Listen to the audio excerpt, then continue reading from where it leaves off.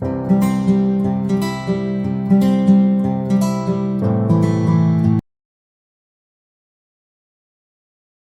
alaikum. Good morning, everyone. We're back again with one of the most beloved shows for AIA staff. It's been quite a while. I mean, this is something that we started the initiative in the coronavirus days where we were really finding it hard to see each other. So we're back again. We've got a lot of people that we need to interview. And I really want to thank our special guest today. That's Miss Azam. I'll be introducing her very, very shortly. But I really want to thank her again that she started the chain again today. And hopefully many, many people will be coming forward that I need to interview and you know, we can start the journey again. So without further ado, we've got a very special guest, someone that I've known since I've started working in the school, someone that I've always looked upon as one of the really motivated teachers and what she does. She really loves what she does, and also she is our coordinator for the English department. And without further ado, as you know, it's Miss Azam, our coordinator for the English department. I'll pass over to you. I think your photo has disappeared. Let me just bring it back again. I don't think so. You can see it. Oh, I can see it now. You can see it now. Okay, all good.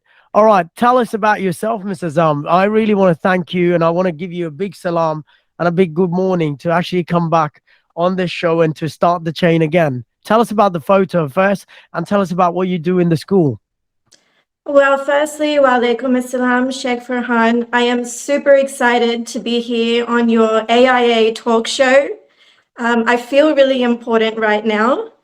And well, with this photo, you know what? I don't know a lot about it. I do know it was taken at one of those portrait places where they have props for the kids. So this white chair is one of those props, and my mum's dressed me up in this, you know, cute dress. And I'm really loving the camera. You can see from the big smile on my face. And I mean, I think it really reflects my personality as a child because I loved being in the spotlight, believe it or not. Whenever we had guests coming to the house, I danced the Macarena for them without them asking, or, you know, whatever other performance I had ready to go. Uh, in preschool, I was the troll under the bridge for their production of the Three Billy Goats graph. And I've been in a number of plays at school too, and I loved it. So, you know, I think it was actually interesting that we have TikTok now because I think it's something I would have been really into as a kid. Although as I've grown, my personality has changed. I think, you know, I'm tired of the spotlight. It doesn't interest me anymore. Well, look, you know what? I think there's this little bit of zeal there. That's why you're on my show. And so that will definitely make you famous. I'll tell you what, 70 people will be watching you tonight and tomorrow when the show is out. So you'll be a little bit, tiny bit famous. But without saying that, you are already famous. You're really famous amongst us all. We know you really well, and we all know you in high regard. So tell us about yourself. What you do in the school? Okay, so I'm an English teacher, and I also take students to public speaking competitions. And as English coordinator, I sort of oversee, you know, the program and the curriculum and just ensure that we're doing our best in the classroom. I'm so lucky to have such an amazing faculty to work with. So, you know, I honestly love coming to school every day. And something that a lot of people don't know, and I guess it's a little bit lame, but I have always wanted to be a teacher, Sheikh Farhan, since I was little, probably not this young as in the photo, but since about 6 or 7 years of age. So I actually had a chalkboard made for me by my parents with chalkboard paint, and they put it up on my bedroom wall. So when I would come home from school, I would have a pretend class. I had a pretend role, and I would tick off who was present and who was absent in my imaginary class, and then just teach them whatever it was I learned that day. And, you know, if if I was lucky, I'd grab my brother and just force him to sit down and learn whatever I had learned. And, I'd even make worksheets for him on Word, and I'd get him to complete them, and I'd stand over him and tell him to hurry up and finish it so I can mark it. So, I really love being a teacher. It's what I've always wanted to do. Well, look, you know what? Worksheets, when the worksheets come to my mind, I, I really resent teachers. Being a teacher myself, giving out worksheets. But, but you know what? That's so exciting. That's so good. I really want to. And you know what? We're so blessed to have you. It's not that we are so happy that you are part of AIA. And I can proudly say that, when I stepped inside the school, I never actually taught the class that you used to teach, and I will come back on that class later on. But I always heard great things about you. Like, you know how we go into different classes and we talk to the form teachers, and there were other specialist teachers who would say great things about your class and how managed that class was. So, without further ado, I want to get to my first question. What is something that you always wanted to learn? Not Okay. to not to say that you're not a learned person, but we all want to learn things. What is something that always comes to your mind that you should have learned? Well, Sheikh Farhan, this is the perfect question for me because on that recent character personality test we did, love of learning was actually number 2 on my list of strengths.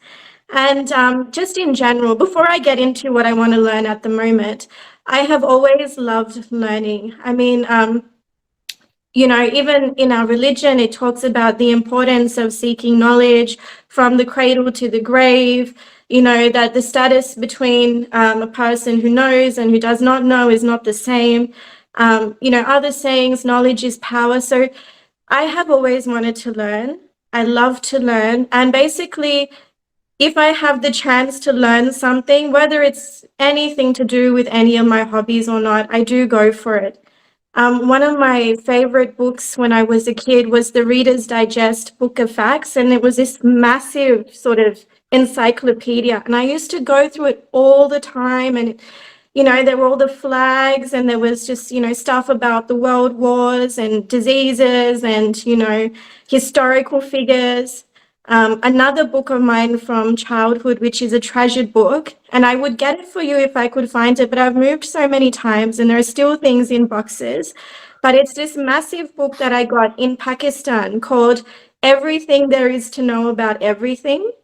And it was organized alphabetically with different topics, and there were just little cartoons with bits of information on different subjects. So, you know, long story short, I love learning. I wanted to say that. But what's got my attention at the moment is trying to basically know the names of plants and animals and mushrooms and that sort of thing. Because when I go outside, I would really love to be able to name, like, oh, this is this plant or this kind of tree, or, this weed is edible and this weed is poisonous, and which mushrooms can you eat and which mushrooms can't you eat. And so I'm actually looking into that these days.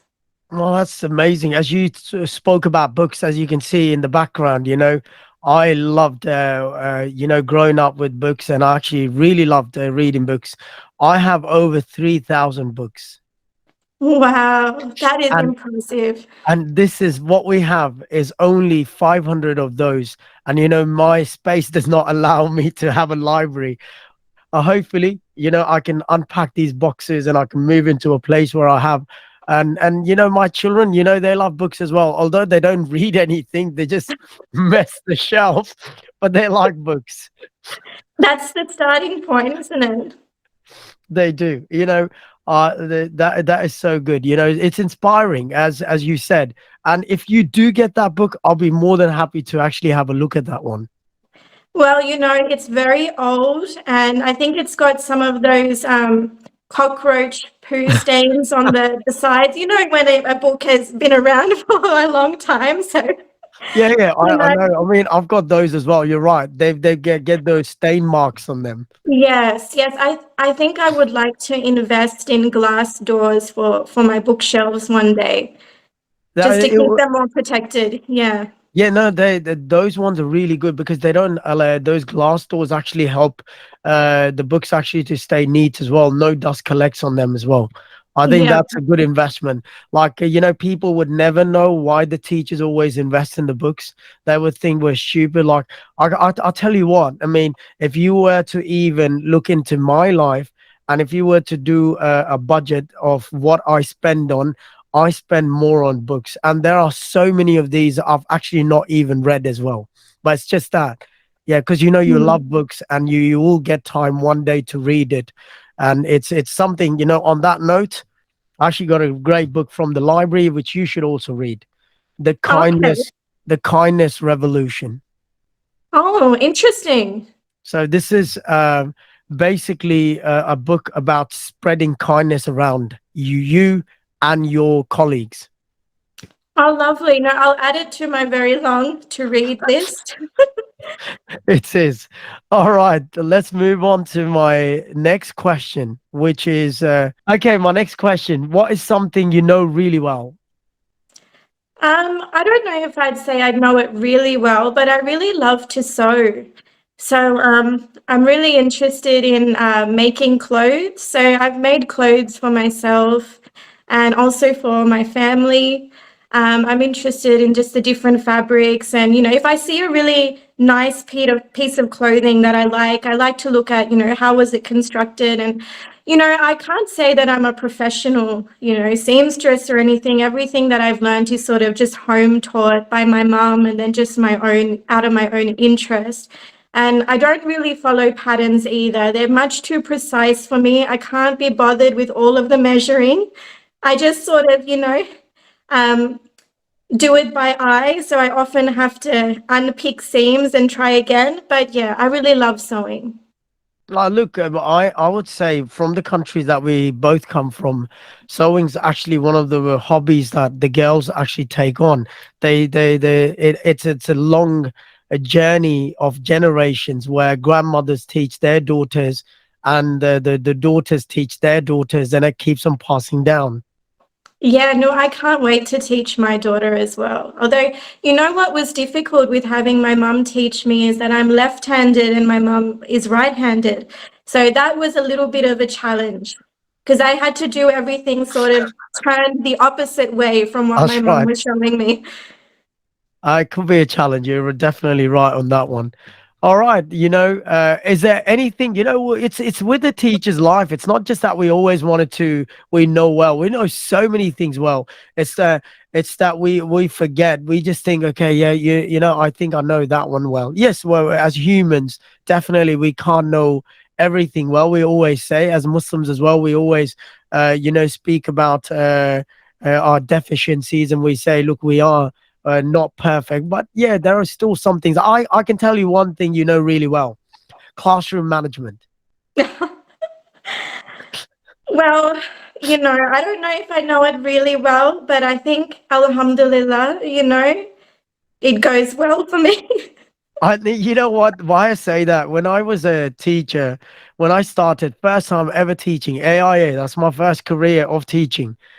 2015, I came in. I was struggling with the year threes back then, the current year tens. As you know, it was a very big class. Janelle used to take it, and there's about 29 in there. So, and then everyone used to tell me, why don't you go to Miss Azam's class? And then I would be like, okay, but I don't teach a class. So basically I never got to come in your class, but everyone would tell me to come to your class. So Well, uh you are welcome anytime. But maybe what has helped me is that I'm the eldest of five children. And so I've done a lot of babysitting in my lifetime. And so, managing siblings and all of the fights and issues that oh can happen, I've had a lot of practice with that. So maybe that's helped. well, tell me about that, especially the vengeance, the prejudice, how Yeah. everything that goes around. It's just crazy. All right, we come to our last question. And what is something that will surprise people? People actually don't know about you. What is a surprising fact about you? A surprising fact, I think a lot of people don't know that I have really poor eyesight. I wear contact lenses and I've worn them for the last 10 years. So nobody really knows. If you know me from my childhood, you would know this. But as an adult, you wouldn't know that my eyesight is really, really bad. And I have a funny story about how I ended up getting glasses. So it was the year 2000. I was at the Olympics with my parents and we watched a few different events. I remember seeing the hockey and sitting up in the stands, and I really couldn't see much, Czech of what was going on in the game. And I just thought everybody saw like that. And a few weeks later, after I had had trouble seeing the board in the classroom and I kept going up to stand in front of it to copy what was on there, the teacher told my parents to get my eyesight checked. So then when I got glasses and I saw how things are meant to be seen, I was kind of sad that I missed out on seeing the Olympics. Once in a lifetime event. They were in Sydney and I was there, but I didn't see much. Oh, you know what? It's so funny. You're right. Well, it seems like your eyesight must be really bad.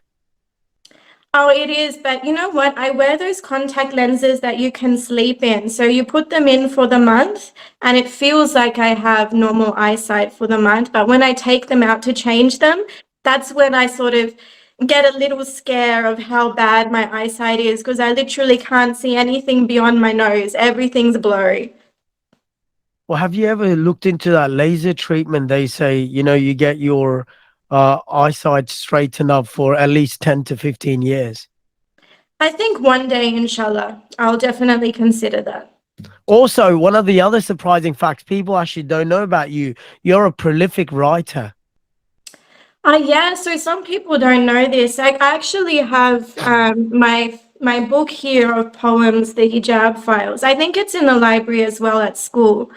But yes, so I told you about how I wanted to be a teacher when I was really young.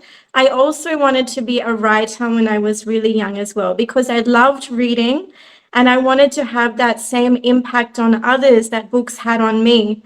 The very first piece of writing I had published was a poem about yogurt in the school newsletter when I was in year one. I, lo- I loved yogurt. I was passionate about it. And so I wrote a poem in its honor. But yes, so I studied creative writing at university. And while I've been working as a teacher, I've been sort of writing away. The poetry book took me 5 years, surprisingly, even though, it is quite a slim book. So you kind of wonder, why did it take so long? But honestly, between working full time and also, improving my own writing craft took a lot of time. It's Um, not easy. Definitely, you're right. Yeah, and I'm working on a novel at the moment now as well. So I'm keeping that going. So my goal is I write a paragraph every day during the week, and then I wake up early on the weekend to write for a few hours before my daughter wakes up. And of course, the school holiday is a great writing time as well. Um, Sometimes I even write on the lunch break at school. So if you can't find me, I've probably gone into a classroom with my laptop to just, write a paragraph for 20 minutes. Yeah, so, inshallah, it will be finished.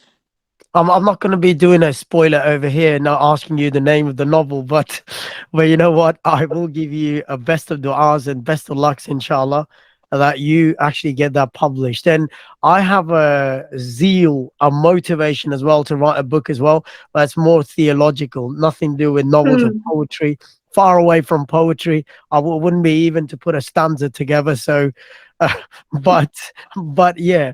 I am interested to read the poetry. I don't know if you read my quote of the week. I actually put a poetry in there, which was more Okay, about the bystander. This quote of the week actually was a poetry. It's okay. about bystander effect. If you are a bystander, you're not really helping yourself, and you're not really helping anyone else. There's a really powerful poem actually from Africa. Oh, okay. I usually read your quote of the week, but I can't remember it right now, so I'll have to go back and check. But I did want to say, with the area that you're writing in, I know historically some scholars have written their works through poetry. I mean, a person who comes to mind is Al Jazari. I think he Yes, wrote about Arabic grammar through poetry. So, yeah, an interesting crossover of the it's genres there. Arjumia. It's a very famous Okay. book, Arjumia. Yeah. That's how they teach you Arabic language. It's one of the basic early books. Yeah. Yeah. Yeah, look, another surprising fact about you is people actually don't know you were a form teacher of a class in 2015 and you're actually managing them again in 2022. I am so lucky to be able to do this, Sheikh Farhan. This class, the current Year 11 class, was my very first class as a teacher after I graduated. So they hold a special place in my heart, and I have loved being able to see them grow up over the years. And I'm very excited for all of their futures, inshallah. No, I want to ask you a question. When did you start AIA? Was it 2015 as well when I started, or is it before that? It was a year before you, so Oh, at the start of 2014. so you've had this class 3 years now. Yes, I taught some of them in year 8 as well. Oh, Yeah. that's good. Well, look, it's exciting. Tell us about motherhood. You just spoke about your child, and I know that was your break from the school. How does it feel to raise a daughter and to be what you do? You know what? I absolutely love it. My daughter's name is Khadija, and I'm just super excited, to be on this journey with her as she grows up. And of course, her mother is a teacher, so she can expect, she's a bit young right now, but she can expect to um, learn a lot of things in a fun way. I'm not going to be sitting her down with textbooks or anything, but I'm excited to take her on a journey of lifelong learning and, share some of the books with her that I have loved over the years. I think this is why I've held on to my childhood books, even though they're in really poor form right now, because I want her to enjoy them as well. And hopefully, no blackboards and worksheets, please. No, I think you know what? My teaching philosophy has changed. No blackboards. It's all about inquiry now. It's inquiry. That's right. We go back to MYP and PYP. Exactly. Okay, look, I really want to thank you. Is that say we'll come to the last few minutes, and also before you go, there is my show, which is a riddle show. I'll be asking you a Okay. riddle as well, and look, they are really kind of crazy riddles. They don't have the right or wrong answer, so do your best and no pressure. A lot of people actually did not get them right. If I was to do a survey with all the past videos, I think 80% of the people have miserably failed. And if I Okay. was to put to the test as well, I'll be also one of those failures as well. But it's an That's enjoyable part of okay. my You video. know what? I'm ready. This feels like a game show now. I've always wanted to be on one.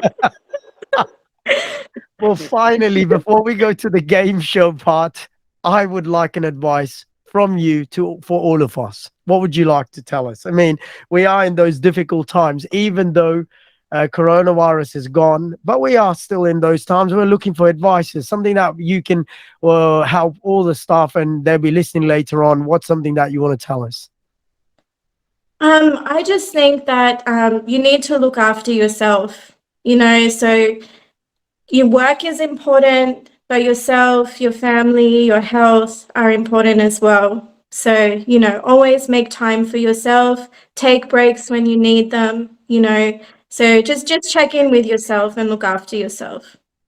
All right, we come to the game show part now, as you've quoted it, game show. So let's look at the game show, and that's a riddle there. I'll play the riddle, and I'll Okay. keep quiet. I'll mute my microphone so that you be able to listen to what the riddle is, and I'll give you 10, 15, 20 seconds, whatever you need, in order to Okay. answer the question. Okay. All right. Now, let me just take your photo off, and so I can actually quickly share the game show part. Okay, there we go. All right, so you can definitely see it, right? Yeah. Okay, it's a riddle there. Let me just mute my microphone. The next thing you will be hearing is the the video. And if the video, you can't hear the video, let me know. I will Okay. actually, if you can hear it, just put thumbs up and we'll keep on going. Okay.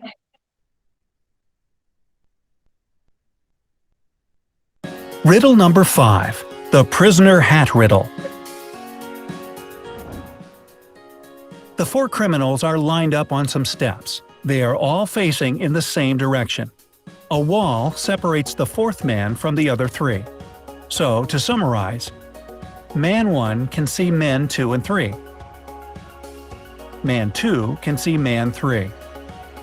Man 3 can see none of the others. Man 4 can see none of the others.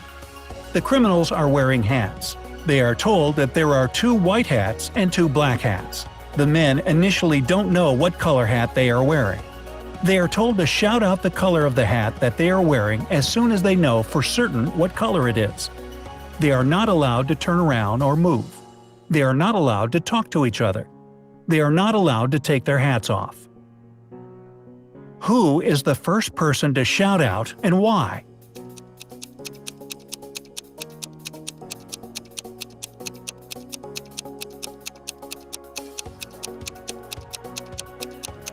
So they're told they're white and black hat. Do they know how many prisoners are there? Do they know it's a total of 4 prisoners? They do know that. They do know that. So basically, they all know there's 4 prisoners, but they know one is behind that wall. And Okay. as he's described, the 4th person, they can't look back. They can't take their hats off to see what color hat it is. So they just have to make an assumption. So the prisoner 1 can actually see 2 and 3. He can't see the 4th one. So you can see the Okay. 2 colors of the hats. Prisoner 2 can also see prisoner 3, but he can't see 1 and 4. And prisoner 4 cannot see anyone. Prisoner 3 cannot see anyone. So, Okay. so All right, makes sense. So I'll give my answer.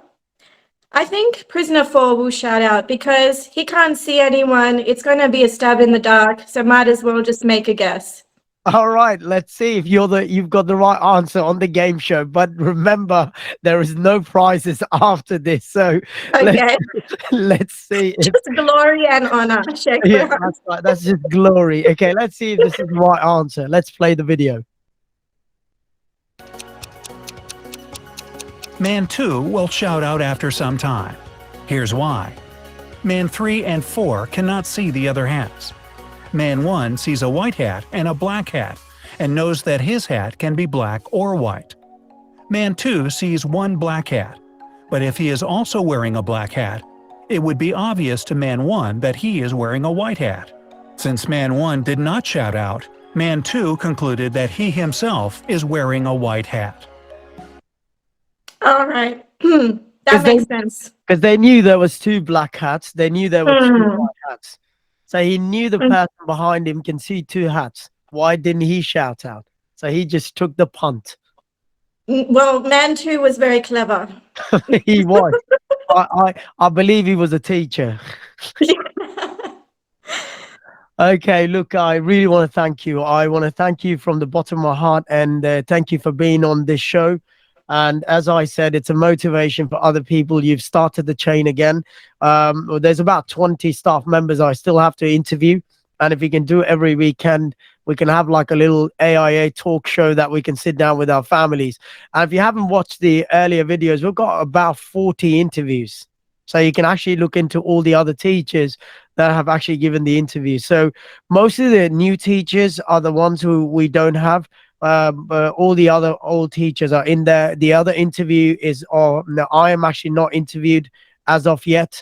So Miss Mona is not available to take my interview as of yet. So, so, so basically, we'll be coming back to that. I again want to thank you from the bottom of my heart. I'll be sharing the video, and I ask all the staff members to actually give you as many as views as you can. Mr. Waleed still holds the highest viewership. Viewership. So he actually has over 400 views on his Wow. on his interview. I don't know what he did. He probably shared it in Egypt all around the world, and they all started watching it. And so yeah, he's got about 400 views. and Okay. I think the second one is is Miss Hind. So Islamic Studies Oh, department's going really strong. wow. Okay. I'm feeling the pressure now. You But have. thank you so much for having me today. I really enjoyed our conversation. Oh, look, it was a pleasure to have you and to really talk to you. Look, we work together. We've been working for so long, and there's so much I learned about you today.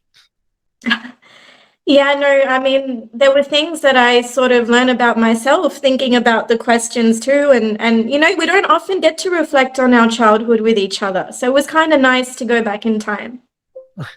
All right, I'll leave you with that, and you look after yourself. Salaam alaikum. Wa alaikum assalam.